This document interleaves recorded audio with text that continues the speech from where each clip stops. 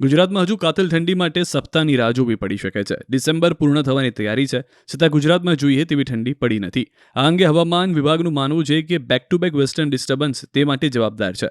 હવામાન વિભાગના મતે ઠંડી માટે હજુ એક અઠવાડિયું રાહ જોવી પડશે અને 7 દિવસ વાતાવરણમાં ફેરફાર નહીં થાય. હવામાન વિભાગના મતે સતત એક બાદ એક આવતા વેસ્ટર્ન ડિસ્ટર્બન્સને કારણે ઠંડીનો ચમકારો નથી થતો. હાલમાં રાજ્યમાં સૌથી નીચું તાપમાન 9.5 ડિગ્રી નલિયામાં नोंधाયું છે. बैक टू बैक मतलब एक के बाद एक वेस्टर्न डिस्टरबेंस अप्रोच कर रहा है, जिसके कारण जो मिनिमम टेम्परेचर में ज़्यादा बदलाव देखने को नहीं मिल रहा है.